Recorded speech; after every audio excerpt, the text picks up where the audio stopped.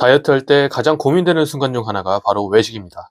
평소에는 식단을 잘 지키다가도 친구를 만나거나 가족들과 외식을 하게 되면 도대체 뭘 먹어야 하지 고민되잖아요. 그렇다고 다이어트가 끝날 때까지 외식을 아예 안 하고 살 수도 없고요. 그래서 오늘은 제가 37kg를 감량하면서 선택했던 기준으로 다이어트 할 때 비교적 선택하기 좋은 외식 메뉴 5가지를 알려드리겠습니다. 그런데 시작하기 전에 이것 하나는 꼭 기억하셔야 됩니다. 먹으면 무조건 살이 안 찌는 음식은 없습니다. 아무리 건강한 음식이라도 계속해서 내가 사용하는 에너지보다 더 많은 에너지를 섭취하면 체중 감량에는 불리합니다. 그럼 제가 오늘 음식을 고른 기준은 뭐냐? 크게 3가지입니다. 단백질을 충분히 먹을 수 있는가? 적은 칼로리로 배를 채우기 쉬운가? 그리고 과식하지 않고 식사를 구성하기 쉬운가? 이 기준으로 하나씩 보겠습니다. 첫 번째는 샤브샤브입니다. 제가 다이어트 할 때 외식 메뉴를 하나만 고르라고 하면 샤브샤브는 거의 항상 후보에 들어갑니다. 왜냐하면 한 끼 안에서 고기와 채소를 동시에 많이 먹기가 굉장히 쉽기 때문입니다. 배추, 청경채, 숙주, 버섯 같은 채소를 많이 넣고 고기나 해산물을 같이 먹으면 되죠. 여기에 재밌는 연구 결과도 있습니다. 한 무작위 교차 시험에서 식사 전에 에너지 밀도가 낮은 샐러드를 먹게 했더니 샐러드를 먹지 않았을 때보다 전체 식사 칼로리가 약 7%에서 12% 감소했습니다. 반대로 같은 샐러드라도 치즈나 드레싱 등을 넣어서 에너지 밀도를 높이자 전체 섭취 칼로리가 오히려 증가했습니다. 쉽게 말하면 같은 배부름이라도 채소나 수분이 많은 음식을 활용하면 비교적 적은 칼로리로 음식의 부피를 크게 만들 수 있다는 겁니다. 그래서 샤브샤브를 먹을 때는 처음부터 고기만 왕창 먹는 것보다는 채소와 버섯을 충분히 먹으면서 고기를 같이 드시는 걸 추천드립니다. 그런데 샤브샤브에는 최종 보스가 하나 있습니다. 마지막 칼국수와 죽입니다. 처음에는 나 오늘 야채하고 고기만 먹었으니까 완전 다이어트식인데 하고 있다가 마지막에 칼국수 넣고 밥 넣고 죽까지 만들어서 싹싹 긁어먹기 시작하면 안 됩니다. 그러니까 칼국수와 죽을 평생 먹지 말라는 게 아니라 조금씩 약을 조절해주세요. 두 번째는 회와 해산물입니다. 회도 외식 메뉴로 정말 좋은 선택입니다. 생선의 포만감을 조사한 재미있는 실험도 있는데요. 23명의 남성에게 칼로리와 단백질 함량을 맞춘 생선 식사와 소고기 식사를 각각 먹게 했는데요. 생선을 먹은 날에는 4시간 뒤 다음 식사에서 섭취한 칼로리가 소고기를 먹었을 때보다 약 11% 적었습니다. 물론 표본이 23명밖에 안 되는 작은 연구이긴 하지만 생선 역시 단백질 공급원으로서 포만감 있는 식사를 만드는데 충분히 활용할 수 있다는 정도로 보시면 됩니다. 그리고 생선에는 불포화 지방과 EPA, DHA 같은 오메가3 지방산이 들어있어서 심혈관 건강뿐 아니라 뇌 건강에도 도움이 될 수 있습니다. 그리고 횟집에서 진짜 조심해야 할 건 사실 회가 아닙니다. 문제는 옆에서 같이 따라오는 콘치즈, 튀김, 매운탕에 밥, 그리고 소주입니다.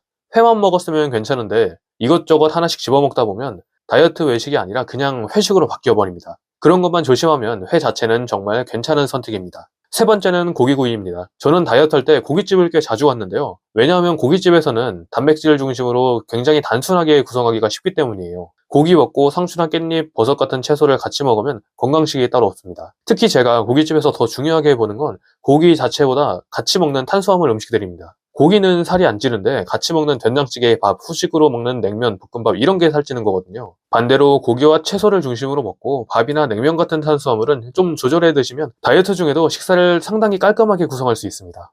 네 번째는 국밥입니다. 제가 국밥을 추천드리는 가장 큰 이유는 탄수화물 양을 내가 직접 조절하기가 쉽기 때문입니다. 예를 들어 순댓국을 생각해 볼게요. 순댓국을 시키면 보통 국 안에 고기와 내장이 들어있고 순대가 들어가고 따로 공깃밥이 나오잖아요. 여기서 다이어트 중이라면 순대는 빼고 밥도 아예 안 먹거나 반 공기 정도만 먹는 식으로 조절할 수 있습니다. 그러면 일반적인 순댓국도 고기와 내장 위주의 식사로 바뀝니다. 그리고 국밥의 또 다른 장점은 간을 비교적 단순하게 한다는 겁니다. 보통 국밥은 소금이나 새우젓으로 간을 맞춰 먹기 때문에 양념갈비나 제육볶음처럼 설탕이나 물엿이 많이 들어가는 음식에 비해서 첨가당을 신경 쓸 일이 상대적으로 적습니다. 다만 이제 국밥은 넣는 양에 따라 다르겠지만 나트륨이 높은 경우가 많기 때문에 그것만 좀 주의해 주시면 되겠습니다. 마지막 5번째는 보쌈입니다. 보쌈도 다이어트 할 때 외식 메뉴로 꽤 괜찮습니다. 제가 보쌈을 추천하는 가장 큰 이유는 조리 방식이 단순하기 때문인데요. 치킨이나 돈가스처럼 튀김옷을 입혀 기름에 튀기는 게 아니라 물에 삶아서 조리하기 때문에 조리 과정에서 기름이나 튀김옷이 추가되지 않습니다. 그리고 상추나 배추에 고기와 마늘, 고추를 같이 싸먹을 수 있어서 고기와 채소를 함께 먹기도 편하고요. 다만 여기에서 생각보다 조심해야 할 게 보쌈 김치입니다. 일반 김치하고 비슷하다고 생각해서 계속 먹기 쉬운데 보쌈 김치는 식당에 따라 설탕이나 물엿 같은 당류를 때려박아서 만드는 경우가 있습니다. 여기에 쌈장까지 듬뿍 넣고 막국수까지 추가하면 처음에 보쌈을 선택한 장점이 사라지겠죠? 그래서 보쌈을 먹을 때는 고기와 쌈채소를 중심으로 먹고 보쌈 김치나 쌈장 같은 달고 짠 양념은 최대한 배제해서 드시면 됩니다. 이렇게만 먹으면 보쌈도 다이어트하면서 외식할 때 상당히 활용하기 좋은 메뉴입니다. 이렇게 다이어트 할 때 먹기 좋은 외식 메뉴를 추천해봤는데요. 그런데 여기까지 보셨으면 제가 어떤 기준으로 음식을 골랐는지 어느 정도 눈치채셨을 것 같은데요. 저는 다이어트 한다고 해서 무조건 칼로리가 낮은 음식만 찾아 먹을 필요는 없다고 생각합니다. 오히려 외식할 때는 고기나 생선처럼 단백질이 중심이 되는 음식을 고르고 양념이 되어 있는 음식들은 내가 조절할 수 있는 것이 좋다고 생각합니다. 결국 중요한 건 외식하면 다이어트가 망한다가 아니라 같은 외식을 하더라도 내가 무엇을 많이 먹고 무엇을 줄일지를 아는 것입니다. 다이어트는 한두 달 하고 끝낼 게 아니잖아요. 친구도 만나야 하고 가족들과 밥도 먹어야 하고 가끔은 먹고 싶은 것도 먹으면서 살아야 합니다. 그러니까 외식을 무조건 피하는 것보다 오늘 말씀드린 것처럼 내가 조절하기 쉬운 메뉴를 선택하는 습관을 만들어 보세요. 오늘 말씀드린 메뉴들의 공통점은 결국 단백질을 충분히 챙겨가면서 밥이나 면 같은 탄수화물과 양념의 양을 내가 조절하기 쉽다는 것입니다. 마찬가지로 평소 생활에서도 단백질을 충분히 챙겨야 하는데 다이어트 한다고 매일 닭가슴살만 먹을 생각하는 게 아니라 닭가슴살 말고도 다양하게 먹으면서 단백질을 충분히 챙길 수 있는 음식들이 있습니다. 제가 다이어트 하면서 닭가슴살 대신 거의 매일 먹었던 단백질이랑 방법들 고정 댓글에 올려뒀으니까요.